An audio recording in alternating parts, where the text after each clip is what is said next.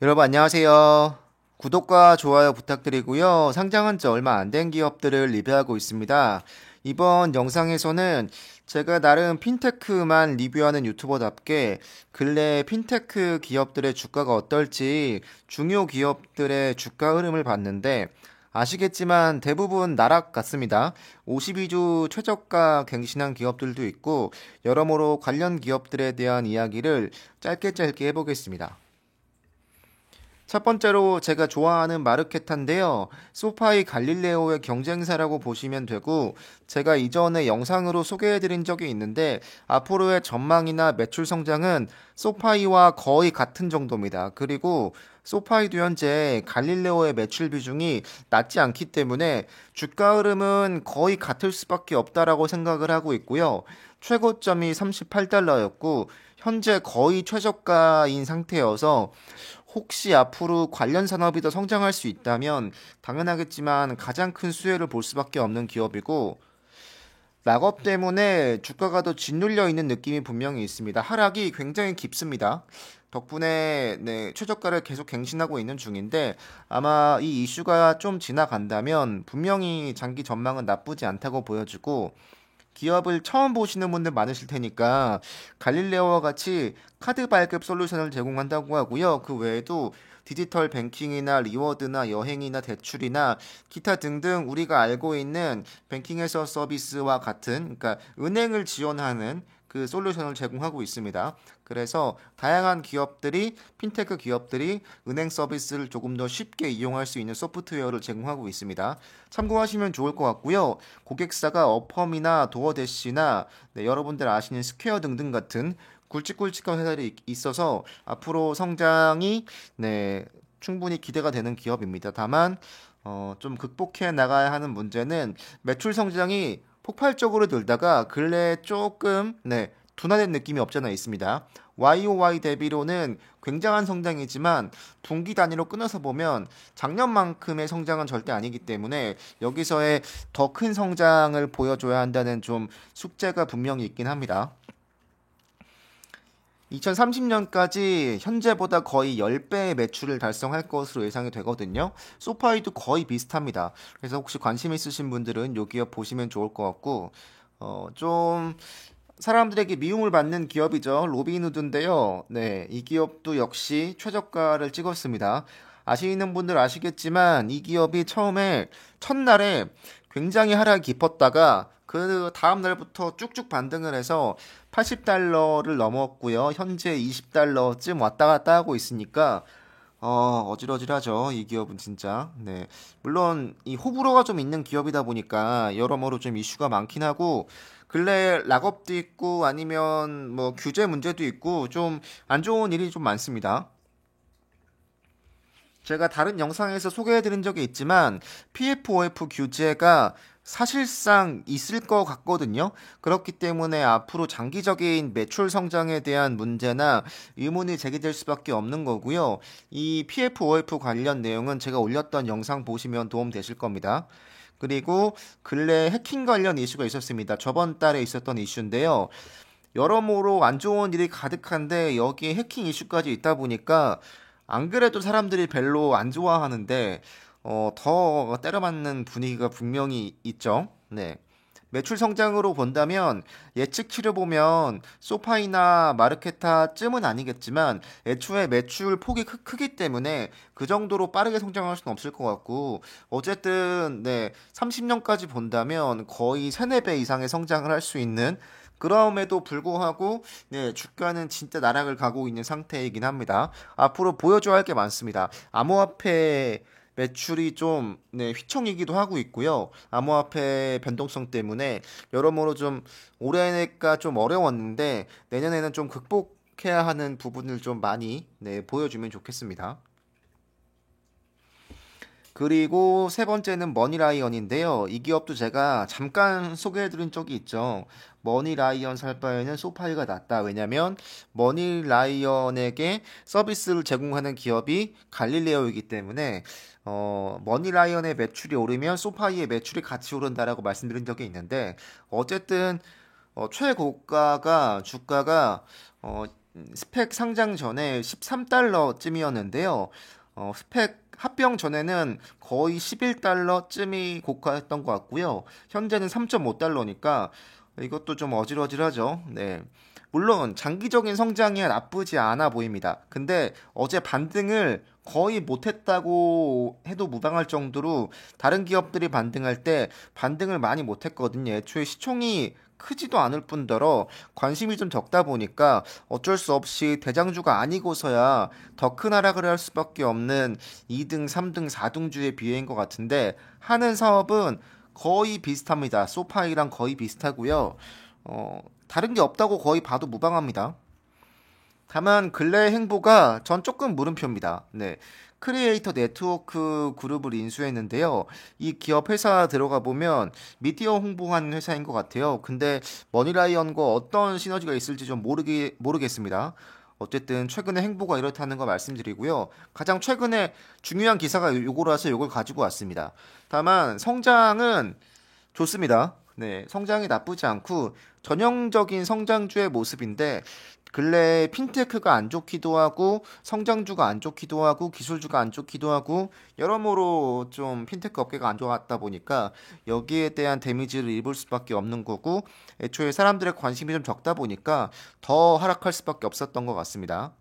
다른 기업 보여드리면 제가 얼마 전에 리뷰했던 스톤코인데요. 이 기업도 어질어질하죠. 최고가가 95달러고 현재가가 15달러쯤인데 사실은 내려올 만큼 내려온 것 같습니다. 네, 진짜로 많이 하락을 했고요.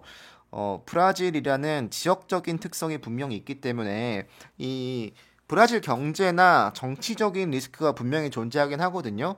그럼에도 불구하고 장기적인 성장이야 물론 좋습니다. 이용자 수 확보 굉장히 좋고 더 확장할 수 있는 분야도 많고 이 핀테크 쪽에서는 꽤 압도적인 네, 회사이기 때문에 굉장히 전망이 좋은데 문제는 내년쯤에 다가올 수 있는 정치적인 이슈나 경제적인 불안함이 조금 회사의 주가를 짓누르는 게 아닐까 싶습니다. 다만 누뱅크가 이제 상장을 하는데 누뱅크의 흐름에 따라서 또 좀 변동성이 있지 않을까 싶습니다.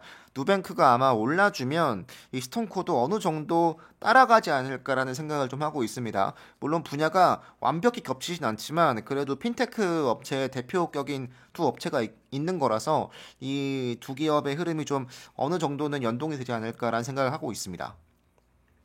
브라질의 스퀘어라고 보시면 되고요. 단말기나 뱅킹 서비스 전반의 서비스를 제공하고 있습니다. 네. 브라질의 스퀘어 넓게 본다면 네, 온라인 뱅킹을 하는 대표 기업이라고 보시면 됩니다. 물론 누뱅크가 조금 더 네, 뱅킹 쪽에 가깝죠. 성장도 나쁘지 않습니다. 나쁘지 않고 네, 더 성장하겠죠. 앞으로도. 네. 이제는 여러 기업들을 쭉 리뷰해 드릴 텐데요. 업스타트가 최고가가 거의 400달러까지 갔다가 가장 많이 떨어졌을 때 저번 주에 아마 제가 150달러를 봤던 것 같은데 거의 반토막이 넘게 난 거니까 물론 굉장히 많이 하락을 했습니다. 근데 이 기업은 사실은 좀 할 말이 있는 게 근래 대출 관련 기업들이 안 좋기도 했지만 애초에 상장가가 20달러쯤이었기 때문에 좀 그래도 많이 오르긴 올랐죠. 네, 좀 배부른 소리긴 한데 다른 사람들이 볼 땐 그래도 고점 대비는 많이 내려왔습니다. 아마 전반적으로 핀테크 업계가 살아나면 이 업스타트는 제가 볼 때 가장 먼저 회복할 수 있는 기업이라고 생각을 하고 있습니다. 페이팔도 역시 이슈가 좀 많았죠, 최근에. 근데 주가가 좀 안 좋습니다. 네. 스퀘어도 역시 네. 앞으로는 좋아질 거라고 봅니다. 암호화폐 쪽에 올인하겠다고 거의 선언을 했기 때문에 분명히 장기적으로 본다면 암호화폐 쪽 핀테크 사업을 선도할 수 있는 기업이라고 보여지고요. 또 스퀘어의 장점이라고 하면 차터가 있기 때문에 은행 관련 사업을 다른 기업들이 할 수 없는 부분까지도 훨씬 더 과감하고 빠르고 속도감 있게 할 수 있거든요. 그래서 혹시 나중에 암호화폐 관련 핀테크가 더욱더 활성화된다면 언젠가는 이 스퀘어의 위상이 네, 더 뛰어나게 발휘될 거라고 보고 기업명 바꾸는 거 제가 영상으로 만든 적이 있는데 어쨌든 기업명까지 바꾸면서 암호화폐 관련 기업으로 거듭나려는 노력을 하고 있는 중입니다. 페이세이프는 많이 전해드렸지만 근래 코로나 변이 때문에도 역시 주가가 좋지 않습니다. 이 페이세이프가 반등하기 위해선 프로리그가 원래는 재개가 되어야 한다는 내용이 있었는데 그것 말고도 유럽 쪽의 규제나 아니면 여행이나 외화 환전 이체가 불가능한 상황이 되고 있는 거죠. 계속 코로나가 변이가 확산되면서 국경을 이동할 일이 없어지기 때문에 여기서의 페이세이프에 좀 여러모로 좀 아쉬운 점이 있는 거고 관련주를 봐도 주가 흐름이 안 좋습니다. 이 아이게이밍 부분으로 꽤 유명한 기업이라고 알고 계실 텐데 드래프트 킹즈나 이 온라인 베팅 관련 기업들의 주가도 안 좋습니다. 덩달아서 좀 영향을 받을 수밖에 없는 부분이고요. 다만 반등을 좀 잘해주긴 하네요. 네, 이게 바닥 비슷한 거라고 느껴지긴 합니다. 바닥을 찍고 바로바로 반등하고 바로바로 반등하고 하는 모습을 보니까 주가가 그래도 좀 바닥 근처지 않을까라는 생각을 하게 합니다. 네, 랜딩 클럽이 잘못 가져왔네요. 차트가 발표되고요. 주가가 50달러쯤을 찍었다가 현재 거의 30달러쯤인데 굉장히 많이 하락을 했습니다. 물론 대출 관련 기업들이 전반적으로 핀테크 쪽에서 많이 하락을 하긴 했는데 차트가 나왔음에도 불구하고 이 정도까지 하락을 했다는 건 알 수 있는 건 아무리 차트가 있고 대출을 해주는 기업이지만 기술주, 그러니까 이렇게 성장주는 성장주일 뿐이다. 애초에 밸류가 기존의 은행과 차이가 나게 너무 높았기 때문에 이 조정이 온다면 그냥 그대로 받는구나라고 생각을 해볼 수 있을 것 같고 제가 볼 때 랜딩클럽은 매수하고 있으면 절대 배신하지 않을 기업이라고 생각을 합니다. 그 나빠질 수 있는 이유가 없습니다. 내년에 대출 시장 좋을 거라는 건 제가 영상을 통해서 수차례 말씀드린 적이 있고 그 수혜를 그대로 볼 수밖에 없는 기업이어서 이 랜딩클럽은 주가가 하락하면 하락하는 대로 모아가도 제가 주식을 추천하진 않지만 랜딩클럽만큼은 배신하지 않을 거라고 생각을 합니다. 더불어서 코인베이스인데요. 역시 암호화폐에 연동되어 있는 기업이다 보니까 근래 주가 흐름이 좀 안 좋죠. 그럼에도 불구하고 최저가보다는 좀 높은 상태긴 합니다. 역시 좀 반등을 하고 있고요. 우리의 소파이는 1년 정도로 보면 그냥 계속 왔다 갔다 하고 있죠. 네. 낮지도 않고 높지도 않은 딱 그 중간선을 유지해주고 있는 네. 고마우면 고마운 정도를 유지하고 있습니다. 그리고 펌도 사실은 좀 많이 오르긴 했습니다. 물론 고가 대비는 떨어지긴 했는데 52주 최저로 보면 46달러가 최저니까 그거에 비하면 거의 2배 이상 가 있는 거라서 또 네, 우리가 가진 주식들에 비해선 좀 많이 올랐죠. 소파이랑 비교한다고 하더라도 좀 부럽습니다. 그리고 중국 주식인데요. 중국이 좀 안 좋죠. 네. 핀테크 홀딩스라고요. 푸트와 같은 중개거래 앱인데 물론 푸트도 그렇지만 이 어핀테크도 진짜 나락입니다. 나락. 네. 거의 고가가 40달러인데 4달러를 찍고 다시 올라온 거니까 진짜 중국 주식이 무섭구나라는 걸 다시 한번 느낄 수 있고 제가 이걸 사실은 손절했습니다. 지금 한 건 아닌데 좀 아픈 기억이 있습니다. 네, 손절을 좀 했던 기억이 있어서 제가 그냥 관심 종목에 넣고 있는 종목이긴 한데 좀 아픈 종목입니다. 이렇게 빠질 줄 몰랐어요. 라이센스 이슈가 있을 때 전 좀 반등할 줄 알고 이 기업을 좀 들어갔었는데 손절했던 얼마 전입니다. 그것도 저번 달인가요? 저저번 달인가요? 아무튼 좀 그런 기억이 있습니다. 핀테크 업체들이 전반적으로 안 좋습니다. 다만 여러분들이 이 기업들 중에서 관심 있는 기업이 있다면 한번 찾아보시면 좋을 것 같습니다. 여기서 마치겠습니다. 여러분 감사합니다.